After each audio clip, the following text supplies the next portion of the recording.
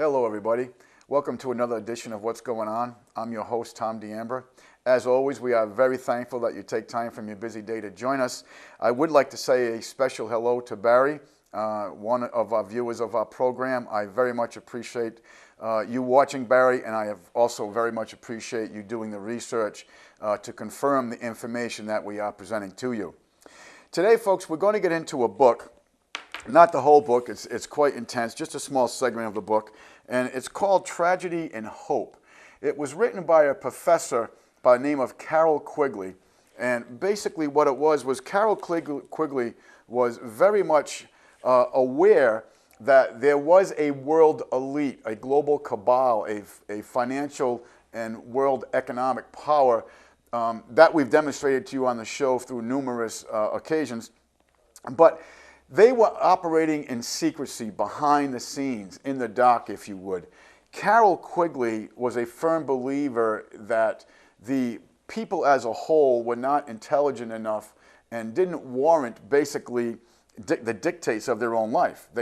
He really thought that the world being controlled by a global elite was much more preferred to the trial and error, as he calls it, of the common man, the layman, if you would, controlling his own life. So he put this book together back in the 60s, and what he wanted to do was, this was like an announcement to the world. The global elite at the time, again, were in secrecy. They wanted to maintain that secrecy, and they have. They were very successful in retaining and obtaining the secrecy because of the mechanisms of the mainstream media that they control, through the education system that they control, through the court system which they control. But Carroll Quigley went to the other side of the coin here. He decided that because he thought this was good for mankind, and he wanted to write quite a volume of a book, and he gave a in-depth investigative report on exactly how, what, the whens and the wheres that this cabal, these people, have manipulated history. And a lot of it, folks, we've already demonstrated to you through the different factions of war, through different economic crises and so forth. And he details this very greatly in this book. Now, for those of you who are fans of former President Bill Clinton, if you remember in his inaugural speech, and I want to read this verbatim to you, in his inaugural speech, Bill Clinton said of Carroll Quigley, Professor Quigley, the author of this book, "I heard that call clarified by a professor I had named Carroll Quigley." Well, this is the gentleman that he's speaking of. And when you get into this book, I made a note here that I wanted you to read from Carroll Quigley, because don't forget, Bill Clinton, he heard the call clarified by this professor I had named Carroll Quigley. Well, he did through this book and through the teachings of Carroll Quigley. And so what is Bill Clinton telling you? That his message is clear through the language of this book and through the teachings of Carroll Quigley, where the world was going to go down, what road they were going to approach, where they were going, and how he was going to be a very intricate part in traveling down that road. So what road are we talking about that Carroll Quigley said where we are, where we're going, and not only that, folks, but where we have been? I just made a note here, and I want you to listen to this quote from Carroll Quigley, which is part of this book.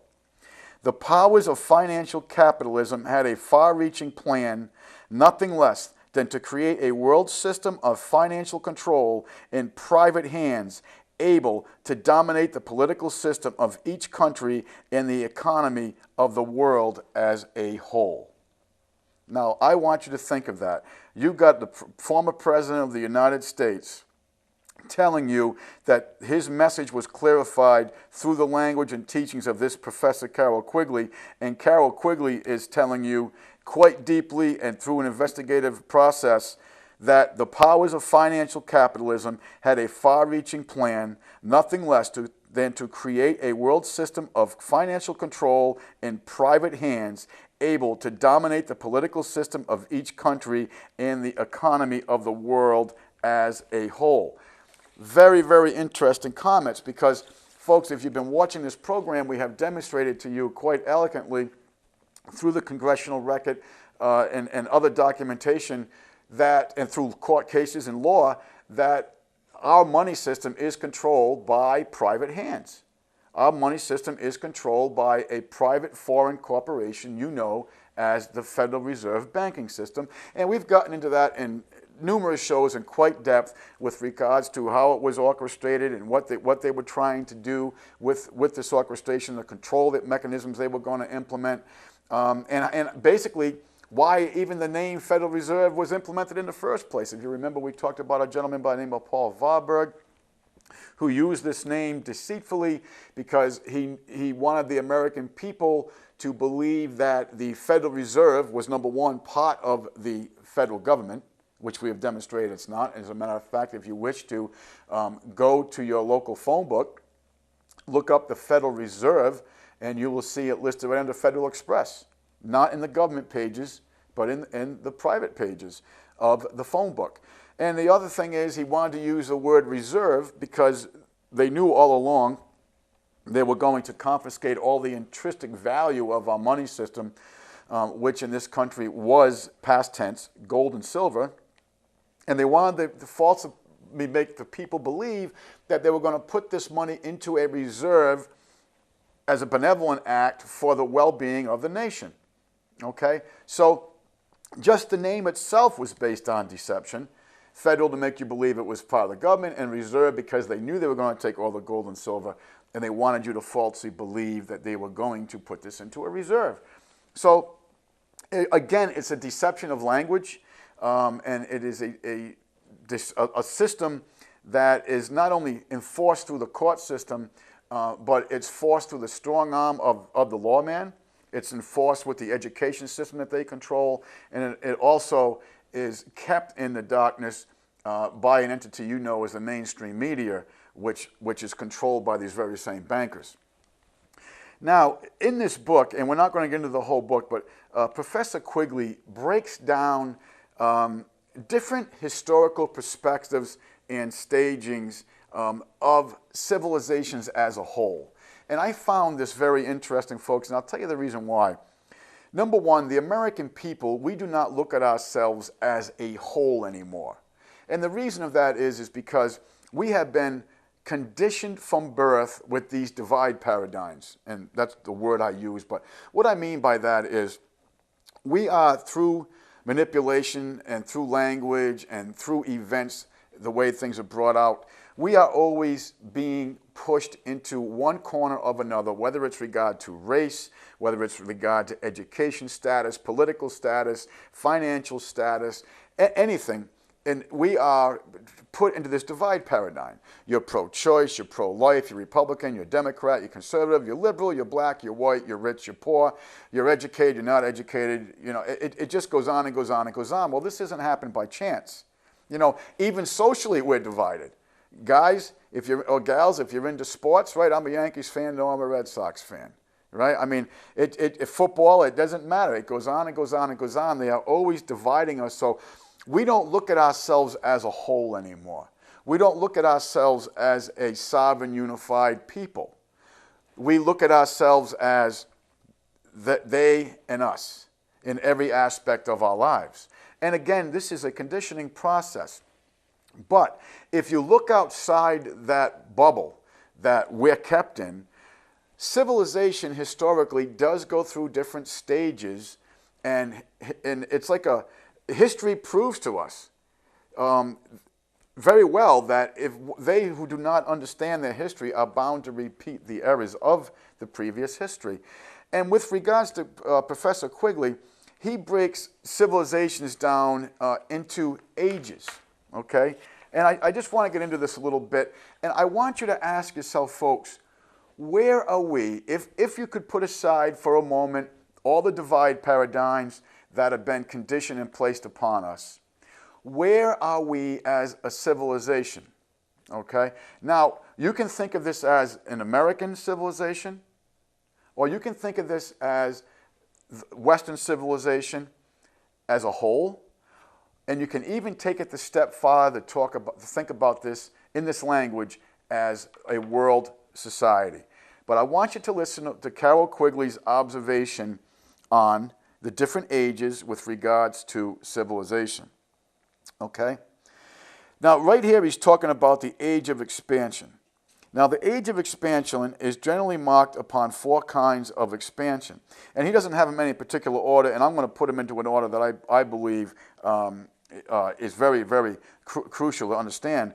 But he talks about the age of expansion is generally marked by 4 kinds of expansion. 1 of population, 2 of geographic area, 3 of production, and 4 of knowledge. Folks, I believe that the first thing of all this for any kind of expansion is knowledge. Because let's just look at the basic entities of life. We have to eat. So when you look at the age when more machinery came in to be able to produce food, okay, you didn't have to have so many people producing food per capita for a society because you had the technology to produce more food. As knowledge develops, you have the technology to produce more industrial production. You have more technology to gain natural resources that weren't obtainable before, whether it be coal, because we can dig deeper down for more coal resources, whether it be oil, because we can drill deeper for oil resources, whether it be things from the ocean and sea that now our technology allows us to go out and gather. You know, these type of things make a big difference, whether it be to build houses for one, to keep warm, for food, I mean, all of this is based on knowledge. And where we are as a people in our level of knowledge determines in a society how we live.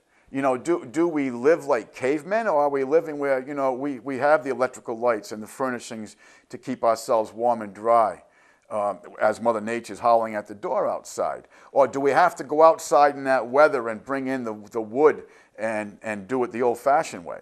So it really makes a big difference with regards to civilizations on the knowledge. And the other end of that is not just for production, but where we are as a people.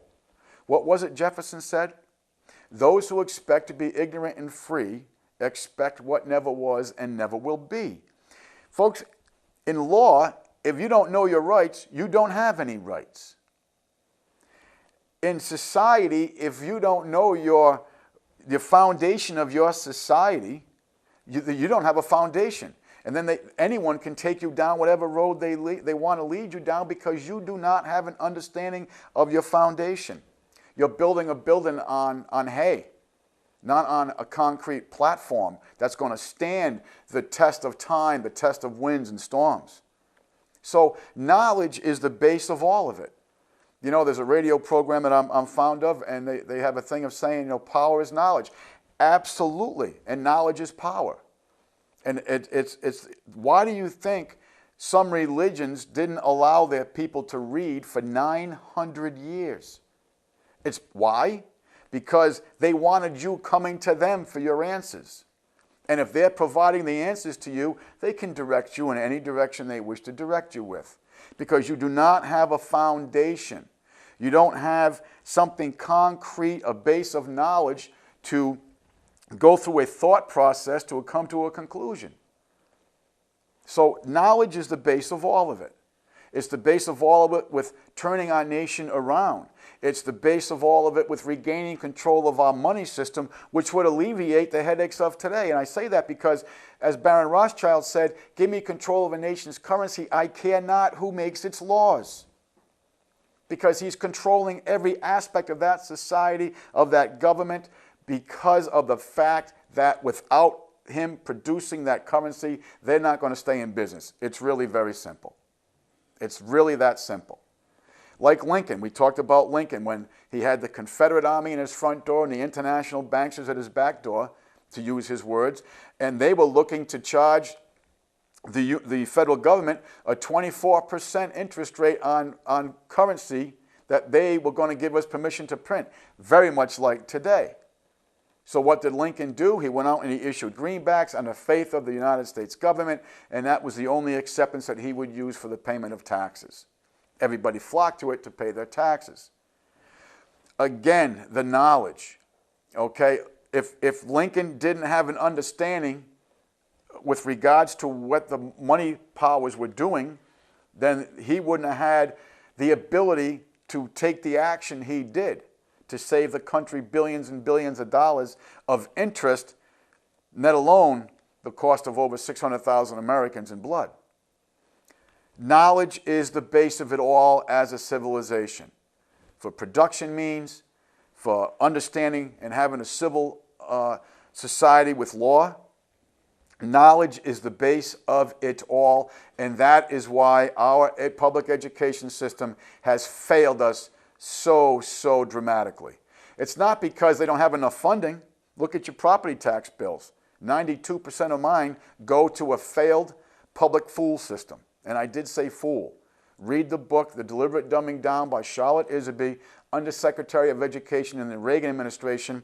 It's quite a voluptuous book. It's 1,200 and something pages, but it has the documents in it from UNESCO, the United Nations Education, Scientific, and Cultural Organization, that mandates all these programs on the American people.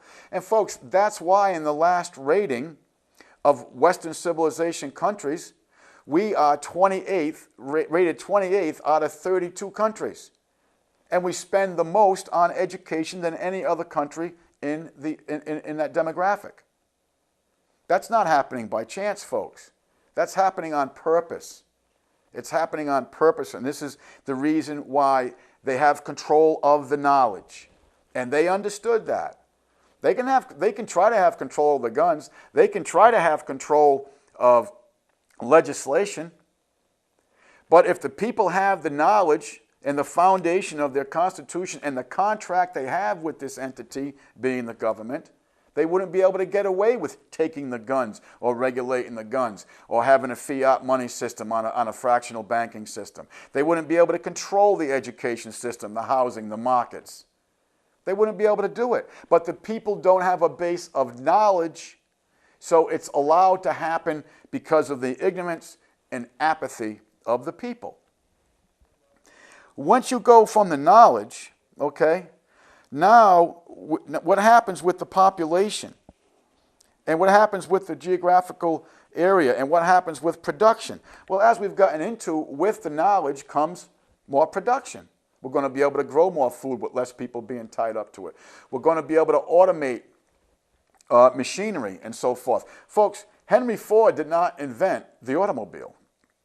Much misconception has been put in that. What Henry Ford did invent was a method of mass production of an automobile that he could put out at cost that the average American could afford. The cars were around, automobiles were around, believe it or not, for about 16 years prior to Henry Ford doing this. Of course, he got together with some great people, the Dodge brothers and so forth. But Henry Ford didn't invent the car. He invented the mass production method to where they could produce cars where the average American could buy one, and hence we had the great automobile revolution, if you would, because that's exactly what it was. It changed the means of transportation in this country. And it changed a lot of things in this country. It changed farming. It changed just the stockyards of Chicago. It really boosted Chicago tremendously because all the stockyards came to Chicago. Unbelievable what Henry Ford did and how Henry Ford affected civilization. You know, we had the great expansion out into suburbia was developed because of Henry Ford. Before, you basically had the cities and you had the rural area. There was no suburbia prior to Henry Ford. So the effects that Henry Ford had on our civilization was tremendous. But he did not invent the automobile. He invented the mass production of it. And with this production, and comes other things. You're going to have, because more people are eating, because your technology is better, because you have more medicines and so forth, you're going to have a population growth. And with this population growth, there's going to be more need for diverse markets and for more production and for more food, okay? And for more governance also. There's going to be more of a need for it. There's going to be more need for houses. There's going to be more need for more cars. There's going to be more need for more public funding for schools and so forth. All from the base of knowledge. And what happens with this population explosion, obviously right behind that, is the geographical expansion. Now, geographical expansions take place numerous ways. Unfortunately, history shows to us it's usually through the end of a barrel of a gun. But it hasn't always been that way. When you look at the founding of our 13 colonies, they created the government. They did it through a desire to maintain their state sovereignty, but also to unify as one for foreign trade and common defense. So it hasn't always been through the barrel of a gun, but unfortunately history has showed us that a lot of the times it is. And a lot of the times it is, folks, you turn it right back around, because a lot of times it is from the lack of knowledge. Now, Goethe had the philosopher Goethe, the German philosopher Goethe, has a statement that I just enjoy so much. And we're going to get into that a little bit. But basically what he says to people is that it's just like Jefferson. If you expect to be ignorant and free, it's not compatible with each other. A sovereign person understands his rights, because without having that knowledge, he doesn't have a platform to stand on. And as they'll tell you in a court of law, without those rights, without having an understanding of those rights, you don't have any. If you do not have the rights to stand up for yourself, they don't exist. Do you think the judge and the prosecutor is going to come tell you, oh, Mr. So-and-so, we can't do that to you because of constitutional, irregularities? Absolutely not. If you don't make the claim for yourself, they're not going to do it for you. Matter of fact, they're going to go out of their way to do just the opposite. They're going to try to keep you ignorant of the fact that you do have these rights. They don't want you to know that you're under a commercial law system. They don't want you to know what the military flag with the gold fringe behind the judge represents. They don't want you to understand any of that. They want to keep you ignorant. And it's just like I brought up, there was a religious fact that for 900 years did not allow their people to read, because they wanted people to come to the church holders, if you would, for their information and knowledge. But on to civilizations.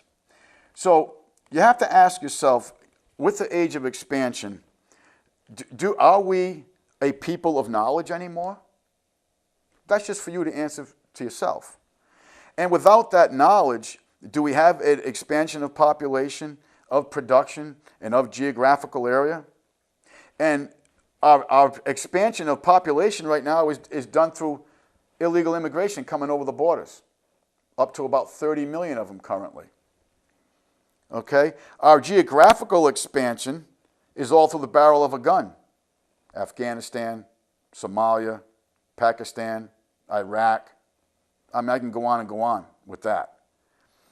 And our production, folks, industrial production, where are we with that? Can you buy an American-made TV, an American pair of shoes anymore? Absolutely not. You cannot. You can buy an American-made missile and bomb. You can buy an American-made vaccination.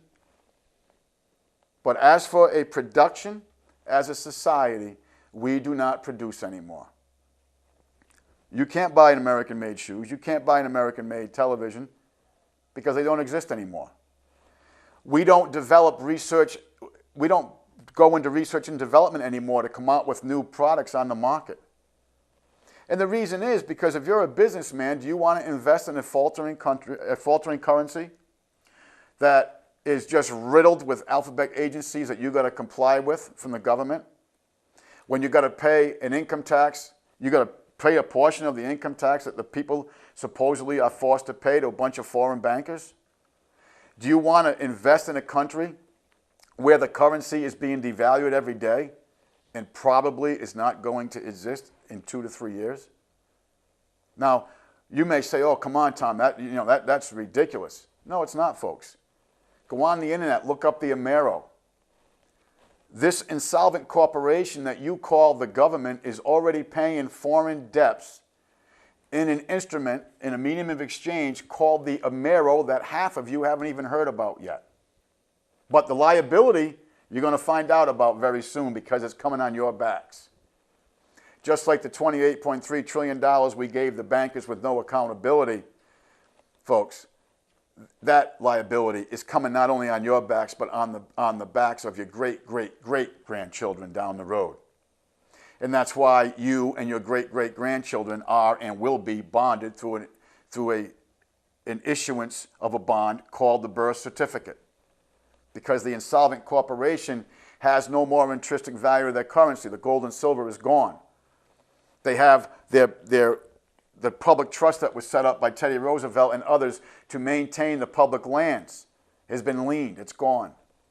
The only thing left that the corporation, the United States government had was your labors.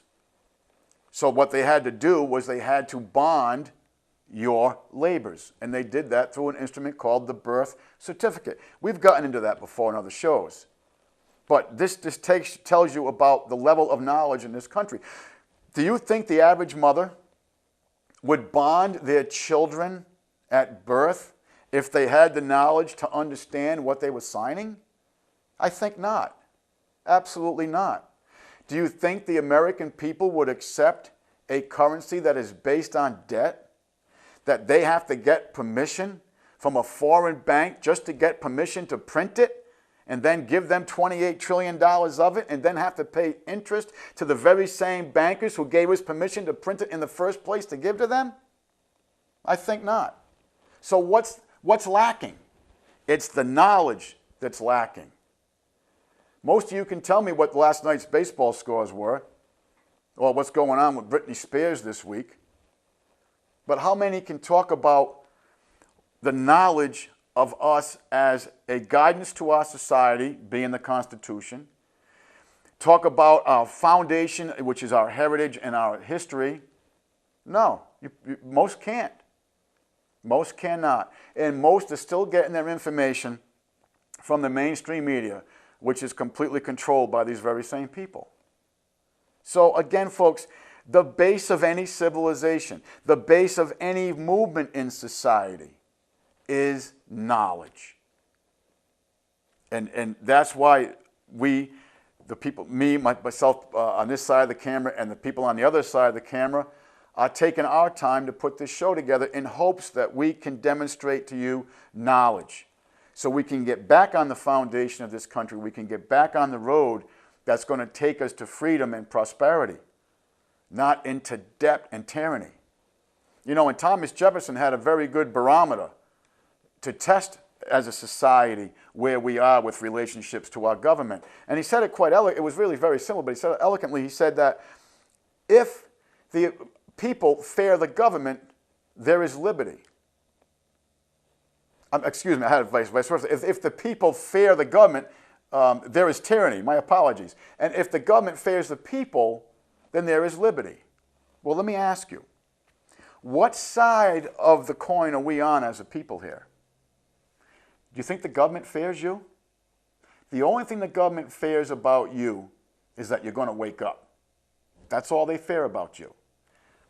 They fear that you're going to wake up and gain knowledge. But until that day comes, they have nothing to fear from you. Nothing at all. Because if you're ignorant and you don't have understand of the foundation again, they're going to take you whatever down they want you to take you down. And if just to look at my lifetime, they've taken us down many a road. They've taken us down numerous wars that were all fabrications. And if you remember at one show we got into quite elegantly, I chose the 10 top in history that I thought were the most prevalent and effective false flag operations. And in my lifetime, that included the Gulf of Tonkin resolution, what was brought on supposedly by an incident in the Gulf of Tonkin with the USS Maddox being attacked by 2 Vietnamese patrol boats. Never happened. Bob McNamara, former Secretary of Defense at that time, admitted it never happened. The skipper of the ship of the USS Maddox, it never happened. Never happened. But what did the media do in them days? They just went right along. All the media is, folks, is a spokesperson for the bankers and the government. That's all they are. Okay? What happened with the Murrah building? What happened with 9/11? What happened with WTC 93? What happened with Ruby Ridge? What happened with Waco? After you find out, when you do your own investigative work on all these incidents I'm talking of, you find out that the events that actually took place were quite different from what we were told. And I think we've demonstrated that with some of the documentaries that we've presented to you here on this show. So again, folks, one big circle. The whole thing is based on knowledge. Your children are not going to get education in the public school system. I don't care what state you're in, because they're all controlled by UNESCO, United Nations Education, Scientific, and Cultural Organization. I'll give an example of that. One of the greatest founders of this country is Thomas Jefferson. As of 2 weeks ago, when they got the new school books, textbooks, coming out for Texas school systems, Thomas Jefferson has been taken out of the public textbooks for the Texas school systems. Now, I want you to think about that. Of all the people in the founding era of our country, Jefferson and Patrick Henry were the strongest proponents of sovereignty rights. And now you will not find Thomas Jefferson, of all people, in the textbooks for the Texas public school system. So what does that tell you? Are they going to take out all his writings? Like the Declaration of Independence? Like the 23 griefs against the crown of the day and why they went to fight the revolution? Why they left their family farms and their family to go and fight the revolution for the War of Independence? And why? Because they understood history. These people may have lived out in the backwoods, folks, but let me tell you something. Most of them mastered at least 1 or 2 languages. I know that sounds incredible, but most people in them days mastered different languages. And some of them mastered quite a few because there was quite a disparity of language at the time in the 13 colonies. So you've got to understand, folks, these people, because of their knowledge, their understanding of history, and because of their knowledge, they had perimeters that they would not allow to be encroached. They had a wall of knowledge that they would not allow to be encroached by anybody. Whether it was the most powerful military of the world of that day, which was the English Army, or it was local judges.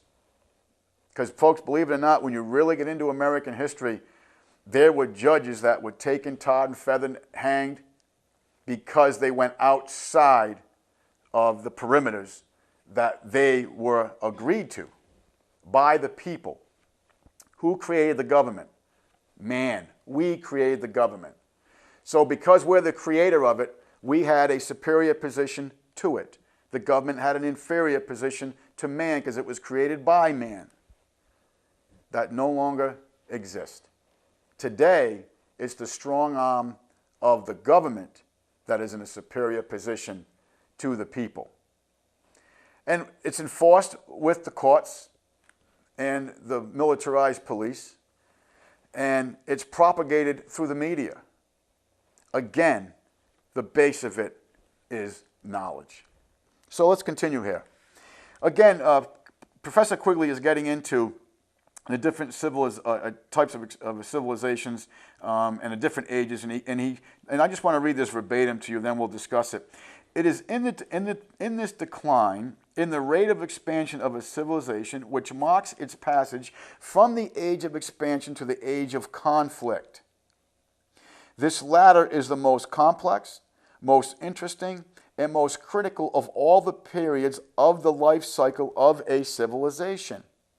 It is marked by 4 chief characteristics. Okay, so what he's saying here, folks, is in his view, these 4 characteristics that I am about to read to you are the significant signs of a civilization in decline, of a civilization no longer in the age of expansion, but now in the age of decline. Okay? And with this age of decline always comes an age of conflict, just so you understand where we are here. Now, I want to read to you the 4 chief characteristics in Professor Quigley's view that are recognizable to a civilization in decline. Okay? Here we go. Again, it is marked by 4 chief characteristics, one being it is a period of declining rate of expansion. B, it is a period of growing tensions and class conflicts. C, it is a period of increasingly frequent and increasingly violent imperialistic wars.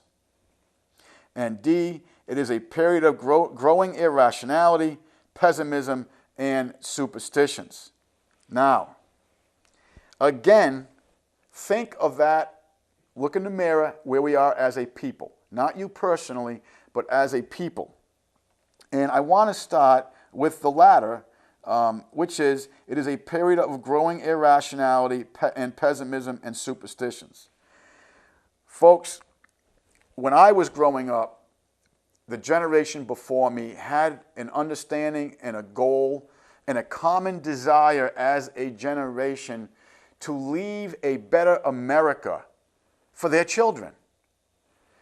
The generation of, say, World War II, which was the generation before me, went to war, produced the goods they did, had a fabric of our society that had an understanding of good and bad. And that whole thing was orchestrated and put together because they had the knowledge to think and to understand as a society for tomorrow. Now, there are some that claim the generation below me, above me, as the earlier generation, later generation, as the me generation. And I think this is true because the me generation doesn't think as the common good. The me generation thinks about me. It thinks about, I don't care about the other guy. It thinks about me. What can I do for the benefit of me at whatever cost to anybody else? To whomever. It doesn't matter. But the generation prior to mine, again, because of their understanding of their history, because of their understanding of the knowledge of who they are in the world and who they are as a culture and as a society, went forward with the common desire and understanding to leave a better tomorrow. That does not happen anymore. So today, what do we have? With the American people's mindset, do we have a period of pessimism? Absolutely. Folks, look at yourself in the mirror. Ask yourself, boy, am I leaving a better tomorrow for my kids? Let me see.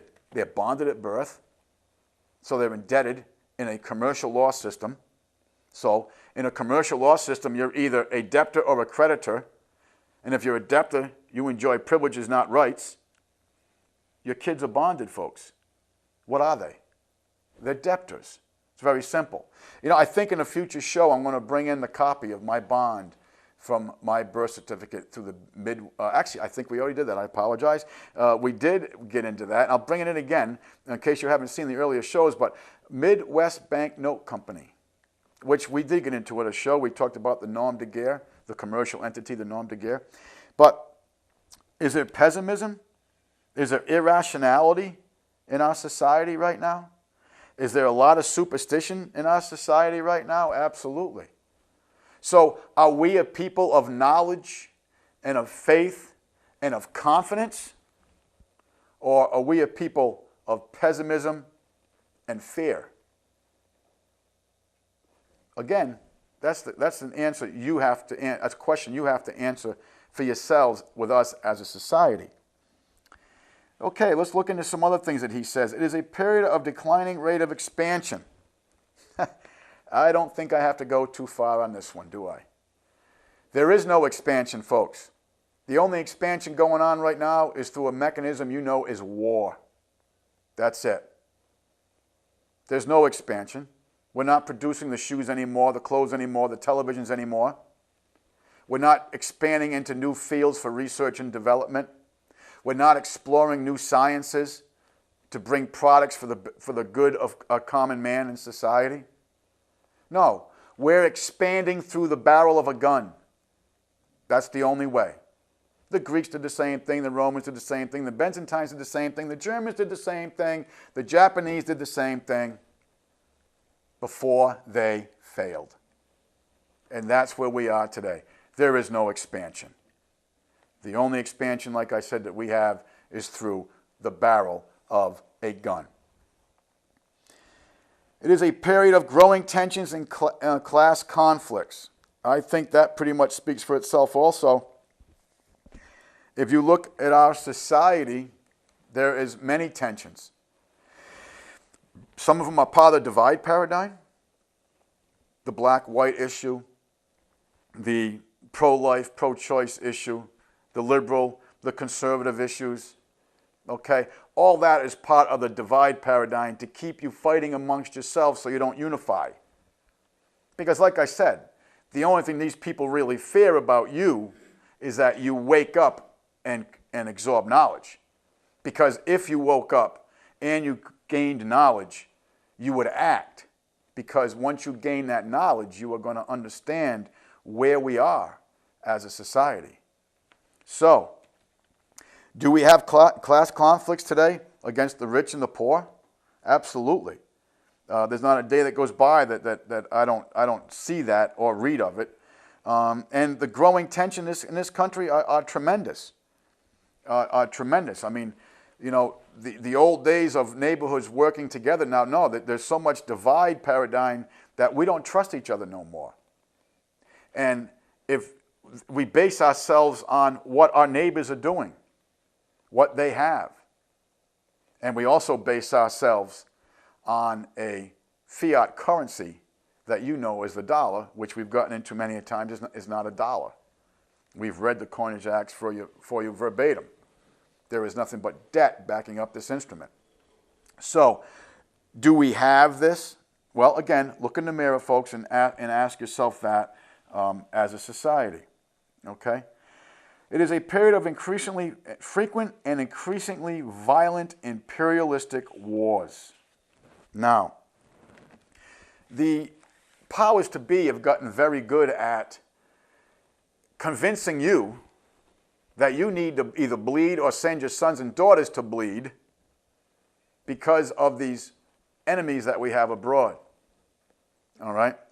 Do you remember back in the beginning of the show, I think it was show number 3, that we read a letter, and I forget, it was from one king to one queen in France. They were intermarried with regards to family blood, which you find a lot of these people still are. But they were having conflict, social conflict, at the layman level in both countries, and they decided to create a crisis to go to war with each other. So it would rally the people to the flag, and it would make them forget about their crisis they had going on at home. And it would also, for the common good of the war effort, our sacrifices were no longer so hard because we could swallow them a little bit easier. It's the same thing today, folks. Like I just mentioned, in my lifetime, we have had a lot of war and a lot of bloodshed. And we haven't had one justified war by the Constitution. Because we have not declared war by the Constitution since December 8th, 1941. And I think since then we have bombed 49 nations. Tremendous. All done through deception and all done because the people lacked the knowledge to investigate the events themselves and to act upon the information that was presented to them.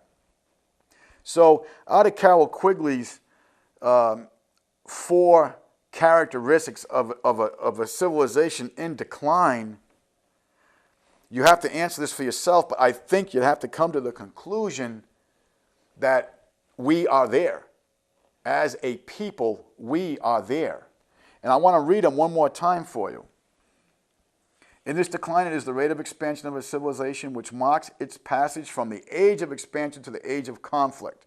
Again, this is all coming to the age of decline.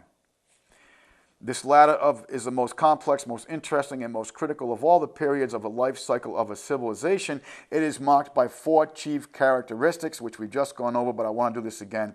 It is a period of declining rate of expansion.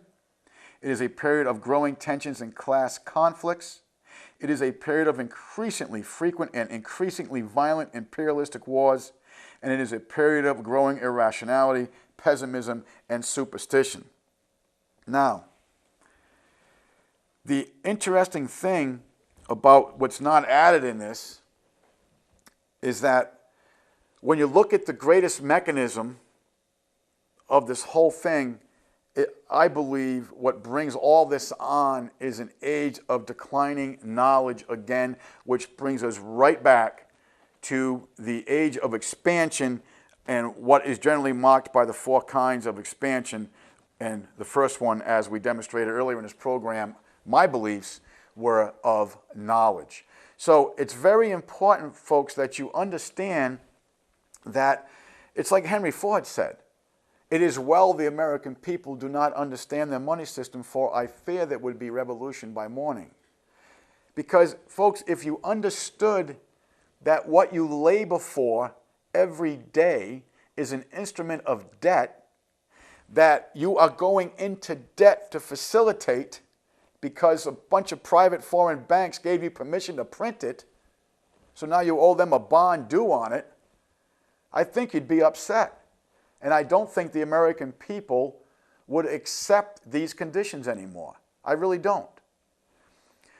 And with this decline of expansion before, the U.S. dollar was the world's currency. All right? So when the U.S. dollar was the world's currency, everybody flocked to it. And why did everybody flock to it, folks? Because it held intrinsic value. It had a standard. And so when they took away, in periods, little by little, they took away the intrinsic value of the gold and the silver backing up the currency, it lost value. So they had to print more of this useless currency because the people wanted more of these useless pieces of paper to purchase the same entity because there was no intrinsic value behind it. You know that as inflation. Inflation, folks, is not that these pair of glasses cost more to produce. Have these glasses gained any value? No, they haven't gained any value at all. What's taken place is that the medium of exchange to purchase these glasses, you know it as the dollar, which we've demonstrated is not a dollar. It's a Federal Reserve note. Read the currency that you're using. It took more of them useless pieces of paper to purchase the same product, in this case being the glasses. That's what inflation is. Inflation is a devaluation of the medium of exchange that you are using as a currency in a society. And I've used the term before where my mother in 1964 bought a house for $14,000. 2.5 years ago, that house was worth $300,000 with no improvements, regular maintenance, no additions, nothing else added on. It wasn't the fact that the house gained in value. It was the fact that the currency devalued and it took more of them worthless pieces of paper to purchase the same house. That, folks, is inflation. And it's vital that you understand that. So we just gave $28 trillion to these very same bankers. That currency, they're purchasing up a lot of good assets with that money, by the way. And also, by the way, $9.3 trillion would have paid off every mortgage in this country, according to their own records. So if they were really interested in benefiting the American people and alleviating the debt and bringing new money and new currency and new credit into our money system, all they had to do was write a check for $9.3 trillion. It would have alleviated all the debt, private debt in this country with regards to mortgage liability. And it would have freed up all that credit. It would have circulated all that money into the system. But that's not what they were interested in, folks. They were interested in convincing you that there was a crisis, that you had to give up $28.3 trillion to them so they could fix the crisis that they created in the first place. And it's the same thing with 1913. Remember, we got into the panics of 1898. We're into the panic of 1904. We're into the panic of 1908. You remember how we got into all that? And we demonstrated to you quite plainly that basically this was all created by the very same people. Okay? This was all created by the very same entities that then took control of the money system because they were convinced you that they could fix it. Of course, the first thing they did and we read that verbatim, was they convinced through the media, excuse me, the American people, that they didn't want the bill in the first place when they were the people that wrote it. And it's the same thing with this so-called Obamacare. The insurance companies spent, what, $8 million or $6 million to convince the people they didn't want it? Folks, guess who wrote the health care bill? The healthcare industry. The insurance industry wrote that bill. And of course, the bankers love it. It's going to put us more in debt. It's going to come up with what we call the death squads. And what I mean by that is this. If you're, say, you're 80 years old and you've got a COPD history or you have a cardiac condition and you break your hip, if you don't meet a certain point scale, folks, you're not going to be eligible for that hip operation. Think of that. If you were born with physical defects, they may not use the resources to repair you. Think of that. This bill also implements 16,000 new IRS agents. It funds them. Why? Because that's how they're going to enforce payment upon you. And if you do not pay, folks, there is fines and or jail time in the language of the bill. You don't think the insurance industry wanted that bill? They not only wrote the bill, but it's forcing you to pay them a premium for services that are going to be of less quality and you're not going to have any choice of. Of course they wanted that bill. And of course they had to sell it to you because you didn't have the knowledge. Did you read the bill? It's 2,700 pages. I'm on page 900 and something. I'm reading the bill. Again, it comes back to knowledge. Again, if you understood the money system, as Ford said he feared there'd be revolution by morning. Same thing, folks. And this is where we are as a civilization. This Professor Quigley, and we're going to get into this book in future shows because he demonstrates quite well how they've altered history, how they've altered education, how they've expanded the government and they've encroached government powers on sovereign principles. He lays it right out here, but he's applauding them. He's telling them they should work out from behind the scenes because you are too ignorant and too apathetic and not smart enough to determine what's good for society and what's good for your own life and of yourself, your friends, and your family. And this is how these people think. And this is how these people laugh at us. When Aaron Russo is chuckling in the documentary we showed you last week of Rockefeller telling him, oh yeah, the American military is going to be chasing ghosts in the caves of Afghanistan. He was laughing about that. He's laughing at the fact that you people are so gullible you fall for this, that you allow this all to go on. He's laughing at the fact that when Aaron Russo asked Rockefeller, what's the main goal here? What's the end game? What does he tell you? We're going to a cashless society and you're going to be chipped. And I know that sounds crazy. Folks, that even sounds crazy to me today. With all the study that I've been doing since 1979, that still sounds crazy and ludicrous to me. But the science is being applied, and now it will be mandatory down the road. And of course, they're going to sell it to you as for your own good. Because now you're going to be able to track your children. Now you're going to be able to do things that science, all for the benefit of yourself. So chip your children. Do you remember after 9/11, that lady was on Good Morning America? She was the first woman to have her 4 children in her family, 4 children, husband and her, chipped. Because, and I quote, because after the events of 9/11. So now think of that woman as a person. What happened? They created the crisis, 9/11. 9/11 was an inside job, folks. We've gotten into that. I think we spent about 5 or 6 shows demonstrating that to you. If you didn't see the shows, I ask you to go back to www.katv.org and watch the previous shows. But so with this woman, she sees this big crisis unfold. They get the reaction from her that they want, which was what? Fear. And then because now she has this unparalleled fear with the love of her family, what does she do? She chips her family thinking this is being for their own good and their own safety. Folks, they are chipping prisoners. they're chipping people with mental deficiencies. Okay? This is how they do it in the beginning. And they'll get you used to it with doing other things like chipping your dogs in case you lose your kitty or your dog or something.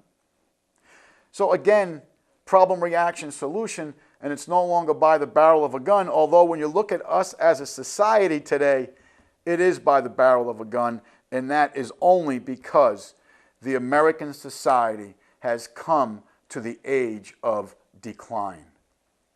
We have as a people, we have as a nation, our economy has, our money system has, our government structure itself has. We're no longer a constitutional republic.